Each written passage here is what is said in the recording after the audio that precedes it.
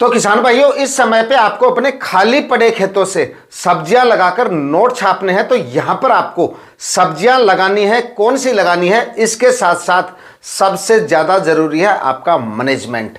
क्योंकि इस समय पे आप जो भी सब्जियां लगाएंगे उनके भाव तो आसमान छुएंगे, बिल्कुल छुएंगे। 40, 50, 60, 70 या कुछ सब्जियों की तो आपको 80, 90, 100 रुपए तक के मंडी भाव भी मिल जाएंगे। क्योंकि उस समय पे आपकी जो मंडियां हैं वो खाली पड़ी रहती हैं, जिस समय पे हमारी इस समय पे लगाई गई सब्जियां जो है वो तैयार होती है। लेकिन इस समय पे तेज टेम्परेचर में एक तो आपको ऐसी ही सब्जियों का चुनाव करना है जो गर्मी में अच्छे से सर्वाइव कर ले।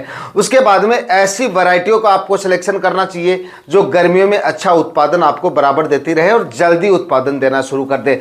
दूसरा, गर्मियों में मैनेजमेंट आपका सही रहना चाहिए कि किस तरह से इन फसलों को आपको बचाना है। दूसरा, सिंचाई का मैनेजमेंट आपका अच्छा होना चाहिए। प्लास्टिक मल्च का इस्तेमाल आपको जरूर करना चाहिए, मिट्टी में नमी बनी रहे ताकि। और उसके बाद में पोटेशियम खादों का इस्तेमाल भी आपको बुआई से पहले जरूर करना चाहिए। इस तरह की सावधानियां अगर आप अपनी फसलों में रखते हैं तो इस समय पे काफी प्रकार की सब्जियां ऐसी हैं जिनको इस समय पे आप लगा के काफी जोरदार नहीं, बहुत ही शानदार कमाई कर सकते हैं। लेकिन आज इस वीडियो में हम जिन दो सब्जियों के बारे में बात करने वाले हैं वो बिल्कुल कम खर्चे वाली सब्जियां तो है ही, मंडी भाव भी आपको इनके जोरदार मिलेंगे और उत्पादन भी इस समय पे काफी जोरदार मिल जाएगा अगर मार्च के अंतिम सप्ताह तक इन दोनों सब्जियों की बुआई करते हैं। जिनमें से पहले नंबर की दोस्तों हमारी जो सब्जी फसल है वह है भाई भिंडी की खेती, यानी कि ओकरा फार्मिंग। इस समय पे किसान भाई करके बहुत ही कम समय में और बहुत ही कम खर्चे में जबरदस्त कमाई कर सकते हैं इस तेज टेम्परेचर वाले मौसम में भी। और दोस्तों, इस समय पे लगाई गई भिंडी के एवरेज मंडी भाव की बात करें ना, कम से कम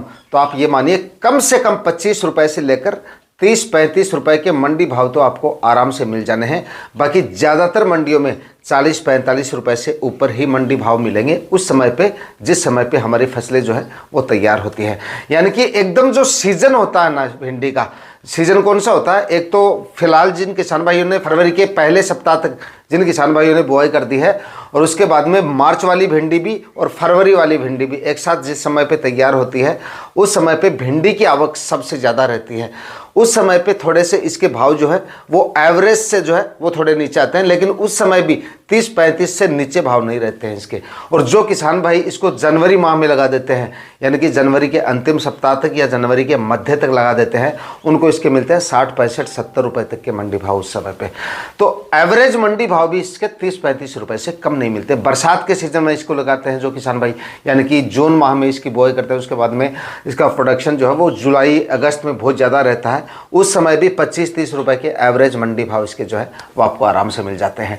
तो हम तो इसकी ऑफ सीजन खेती कर रहे हैं, यानी कि मार्च के अंतिम सप्ताह तक लगा रहे हैं, जिस समय तक आपकी फरवरी वाली भिंडी, जनवरी वाली भिंडी सारी मार्केट से गायब हो चुकी होंगी, जिस समय पे हमारी भिंडी जो है वो मार्केट में आएगी। तो एवरेज मंडी भाव भी मेरे ख्याल से 30-35 या 40-45 रुपए के, अलग अलग मंडियों के हिसाब से बता रहा हूँ, इतने आपको आराम से मिल जाते हैं। भिंडी का 1 एकड़ में उत्पादन आपको कम से कम 80 से लेकर 100-120 क्विंटल तक आराम से मिल जाता है। 1 बीघा में होने वाली टोटल कमाई की बात करें तो कम से कम 20 क्विंटल उत्पादन भी पकड़ के चले और 30 रुपए के मंडी भाव पकड़ के चले तो 60-70 हजार रुपए का प्रॉफिट सिर्फ 1 बीघा में भिंडी की फसल आपको देके जा सकती है। खर्चा 1 बीघा में मात्र आपका 5 से 10 हजार रुपए का मैक्सिमम, इससे ज्यादा खर्चा नहीं होने वाला। क्योंकि स्प्रे पे होने वाले खर्चे, फर्टिगेशन पे होने वाले खर्चे जो है इस पे वो काफी कम रहते हैं। रोग बीमारियां इसमें उतनी ज्यादा देखने को नहीं मिलती है। गर्मियों में आपको सिर्फ इतना करना है, टेम्परेचर से रिलेटेड आपको कुछ स्टेप लेने होंगे और कोई ज़्यादा इसमें समस्याएं आपको देखने को नहीं मिलेंगी। तो बुआई के समय एक तो जर्मिनेशन के समय ध्यान रखें। भिंडी का बीज वैसे भी टाइट आता है, थोड़ा मतलब हार्ड आता है, जर्मिनेशन में दिक्कत होती है।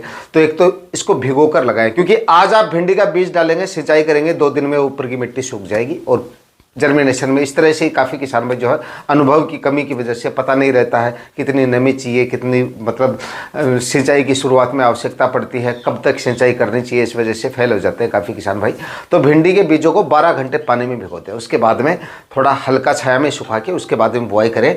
और बुआई के बाद में मतलब चेक करते रहें, टेम्परेचर बहुत ज़्यादा है तो चेक कर लें कि ऊपर की मिट्टी सूख तो नहीं गई है, बीज के ऊपर नमी वाली मिट्टी है या नहीं है।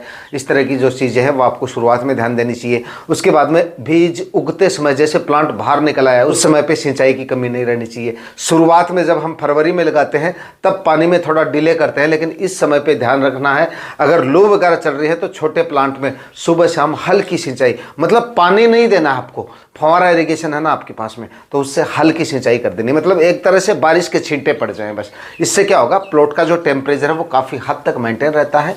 इससे प्लांट आपके काफ़ी हद तक बच जाते हैं लू की वजह से। बाद में ज़्यादा स्टेप आपको लेने की जरूरत नहीं है। बाद में भी आप क्या कर सकते हैं, ऐसे प्लॉट का चुनाव करें जो भी सब्जियां लगाएं। गर्मियों में आप बेशक कोई भी सब्जियां लगा सकते हैं, गर्मियों वाली सब्जियां, लेकिन मैनेजमेंट थोड़ा सा आपका होना चाहिए। उत्तर और पश्चिमी साइड में कुछ दीवारें होनी चाहिए। किस टाइप की दीवारें? पेड़ पौधों की दीवारें। उत्तर और पश्चिमी दिशा से जो गर्म और लू वगैरह एकदम शुष्क हवाएं आती हैं उनको रोकने के लिए या तो ऊंचे पेड़ या ऊंची फसलों की आप दीवार बना सकते हैं। इससे क्या होगा, आपकी फसलें काफ़ी हद तक बची रहती है लू की वजह से और उत्पादन बराबर मिलता रहता है। थोड़ी सी फसल हमारी बड़ी हो जाती है तो लू की वजह से और कुछ नहीं होता, सिर्फ आपके फल फूल जो है फ्रूट सेट होने में थोड़ी दिक्कत आती है, यानी कि उत्पादन थोड़ा कम हो जाता है उस समय। कब? मई माह के आसपास, जब टेम्परेचर 45 डिग्री या इससे ऊपर चले जाते हैं या इसके आसपास रहते हैं और गर्म हवाएं लगातार चलती हैं, उस समय पे फ्रूट सेटिंग में थोड़ी सी दिक्कत आती है। तो इस तरह के स्टेप अगर आप लेते हैं, यानी कि इस तरह के प्लॉट का आप चुनाव करते हैं, तो फिर आपको जो है उत्पादन में कमी देखने को नहीं मिलती। मक्का के बीजों की बुआई कर सकते हैं बीच बीच में, या ऊंची फसलों के बीजों की बीच बीच में बुआई कर देंगे तो प्लॉट में काफ़ी ठंडक रहेगी। इस तरह से आप कोई भी फसल आराम से लगा सकते हैं। भिंडी की अच्छी वैरायटियों का चुनाव करें, क्योंकि बढ़िया और शानदार वैरायटियों का अगर आप चुनाव करेंगे तो उत्पादन आपको जल्दी मिलेगा, फलों की क्वालिटी अच्छी मिलेगी। तो इस तरह से काफ़ी सारी वैरायटियां हैं। नुमेंस की सिंघम वैरायटी बहुत बढ़िया आती है, और एक सम्राट आती है नुमेंस की, उसका आप सिलेक्शन कर सकते हैं। सीजंटा की OH 102 आती है, एक दो वैरायटियाँ और भी आती हैं। एडवांटा की राधिका ले सकते हैं। काफ़ी सारी वैरायटियाँ हैं जो आपके एरिया में मिल जाए आपको, या आपके नज़दीकी बीज भंडार पे मिल जाए, इनमें से जो भी वैरायटी मिले उनका आप सिलेक्शन जो है वो कर सकते हैं। दूसरा, तुड़ाई के समय भिंडी में काफ़ी किसान भाई क्या है, जो नए किसान भाई होते हैं वो थोड़ा सा मतलब तुड़ाई में लापरवाही कर देते हैं। भिंडी का फल ज़्यादा दिनों तक नहीं रहना चाहिए, मतलब जल्दी अवस्था में आपको तोड़ लेना चाहिए। जल्दी मतलब आपको जो है तुड़ाई कर लेनी चाहिए। नरम फल जो कच्ची अवस्था में थोड़े से पकाई की अवस्था में आए तभी आपको उनका हार्वेस्ट कर लेना चाहिए, क्योंकि अगर आप लेट करते हैं तुड़ाई में तो बाकी नए फल आने में समय लगता है, फसल भी आपकी इससे कमज़ोर रहती है। तो समय पर जो है तुड़ाई करते रहें और मार्केट में इसको ले जाते रहें। इससे अच्छी क्वालिटी के फल अगर आप लेके जाएंगे, समय पर तुड़ाई करेंगे तो फलों की क्वालिटी अच्छी होने की वजह से भाव भी आपको 2-5 रुपये एक्स्ट्रा मिलेंगे और उत्पादन भी बराबर आपको रेगुलर मिलता रहेगा। भिंडी की फसल दोस्तों लगाने के बाद में जब आपकी 10 से 15-20 दिन की अवस्था में आती है, उस समय पे 2-1 स्प्रे अगर आप निकाल देंगे तो उत्पादन में 4 चांद लग जाएंगे और फसल भी आपकी हेल्दी और स्वस्थ बनी रहेगी। बुआई से पहले एक फंगीसाइड का इस्तेमाल करना बिल्कुल ना भूलें। जब भी आप बुआई करें इसकी तो 500 ग्राम जो बेसल डोज डाल रहे हैं, यूरिया, DAP, पोटेशियम वगैरह, पोटेशियम डालना बिल्कुल ना भूलें। 30 से 35 kg तक पोटेशियम आप डाल सकते हैं। गर्मियों में अगर फिलहाल कर रहे हैं तो 25-30 kg 1 एकड़ के हिसाब से पोटेशियम जो है, म्यूरेट ऑफ पोटाश जो है वो काफ़ी है, लेकिन डालें ज़रूर। यूरिया खाद आप बाद में भी डाल सकते हैं, लेकिन म्यूरेट ऑफ पोटाश ज़रूर डालें। साथ में 40 या 45 kg DAP खाद डाल दें, और साथ में फंगीसाइड जो 500 ग्राम जो है 1 एकड़ के हिसाब से, जो कार्बनडाजिम प्लस मैनकोजेब 12 और 63% में जो UPL का साफ आता है उसको आप डाल सकते हैं। उसके बाद में देखिए, जब 15 से 20 दिन की आपकी भिंडी की फसल हो जाती है, NPK 19-19 का एक स्प्रे निकाल दीजिएगा। उत्पादन में 4 चांद लग जाएंगे। इतना बढ़िया उत्पादन आपको इसका जो है वो मिल जाएगा बहुत ही शानदार तरीके से, क्योंकि भिंडी की फसल भी साधारण तरीके से किसान भाई करते हैं तो ड्रिप वगैरह तो होती नहीं है इसमें। तो साधारण तरीके से अगर आप लगाते हैं तो स्प्रे इसमें काफ़ी है, 50 ग्राम प्रति 15 लीटर स्प्रे टैंक के हिसाब से। और एक नीम ऑयल का शुरुआत में स्प्रे भी निकाल दें। अगर कीटों का प्रकोप आपको बढ़ता हुआ दिखे तो नीम ऑयल का शुरुआत में, जब आपका प्लांट 10-15 दिन की अवस्था में, उस समय पर नीम ऑयल का एक स्प्रे निकाल देंगे तो इसमें रस चूसने वाले कीटों का प्रकोप जो है प्रिवेंटिव में हो जाएगा। मतलब, या फिर अगर बढ़ता हुआ दिखे तो शुरुआत में छोटी फसलों में 15-20 दिन की अवस्था में हाई मोलिक्यूल वाले इंसेक्टिसाइड का आपको इस्तेमाल नहीं करना चाहिए। 17.8% में एमिडाक्लोप्रिड आती है, उसका आप स्प्रे निकाल सकते हैं। तो शुरुआत में आपका मैनेजमेंट भी जो है वो काफ़ी मायने रखता है, लेकिन NPK 19-19 का स्प्रे शुरुआती दिनों में आपको ज़रूर कर देना चाहिए, जिससे उत्पादन आपको काफ़ी जल्दी बढ़िया और शानदार मिलना शुरू हो जाएगा और उत्पादन की क्वालिटी भी बढ़ेगी इससे। अब बात करते हैं दोस्तों अगली और दूसरी फसल के बारे में, और ये आपकी इनकम को सीधा डबल कर सकती है, क्योंकि इस फसल में आपका खर्चा तो लगेगा ना के बराबर, बिल्कुल ना के बराबर खर्चा लगेगा, मैं आपको कह रहा हूँ, आगे प्रूफ कर दूंगा। उसके बाद में एक चीज़ और बता दूं, ये गर्मियों की फसल नहीं है, इसमें थोड़ा आपको रिस्क तो हम नहीं कह सकते क्योंकि खर्चा ही नहीं लग रहा, हमारा कोई रिस्क नहीं है, थोड़ा उत्पादन की तरह भी मिले लेकिन इसमें आपको फ़ायदा ही होगा। दूसरा, थोड़ा सा मैनेजमेंट और मैं जो तरीका आपको बता रहा हूँ उस तरीके से आप इसको लगाते हैं तो बढ़िया कमाई कर सकते हैं। 100 से प्लस मंडी भाव इसके आपको मिलेंगे, यानी कि हरा धनिया इस समय पे किसान भाई लगा सकते हैं। देखिए, रुकिए एक बार, इस समय पे हरा धनिया अगर आप लगाना चाहते हैं, अकेला हरा धनिया आपको नहीं लगाना है, इसकी आपको करनी है इंटरक्रॉपिंग, और वो लगाना है आपको भिंडी के साथ में, उसी प्लॉट में आपको लगाना है। इसीलिए इस वीडियो में इन दोनों फसलों को मैंने रखा है। इसके दो बड़े फायदे हो जाएंगे, इससे भिंडी की फसल आपकी ऊपर रहेगी और धनिया आपका नीचे रह जाएगा।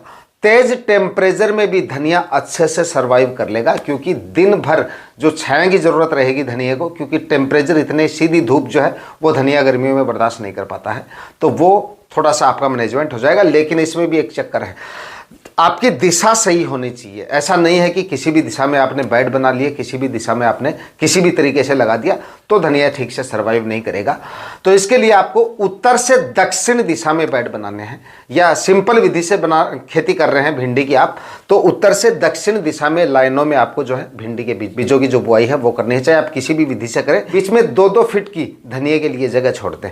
उससे क्या होगा, भिंडी के प्लांट ऊपर निकल जाएंगे, सूरज पूर्व से पश्चिम की ओर जाएगा, तो दिन में बार बार हरे धनिया को जो छाया है वो मिलती रहेगी, और गर्मियों में धनिया आपको अच्छे से उत्पादन देता रहेगा, बढ़िया हाइट ले लेगा, और फल फूल भी वो नहीं निकाल पाएगा, क्योंकि गर्मियों में यही दिक्कत सबसे ज़्यादा आती है हरे धनिया में। जब टेम्परेचर बढ़ जाते हैं और सहन नहीं कर पाता है वो, तो धनिया थोड़ा एक कटाई में ख़त्म हो जाता है, वो भी पूरी सी नहीं देता, मतलब जल्दी फूल निकाल देता है, तो वो समस्या आपको देखने को नहीं मिलेगी। मतलब एक एयर कंडीशनर का काम करेगी आपकी भिंडी की फसल हरे धनिया के लिए। खर्चा क्यों नहीं हो रहा है, क्योंकि जो भी तैयारियां हम कर रहे हैं भिंडी के लिए कर रहे हैं।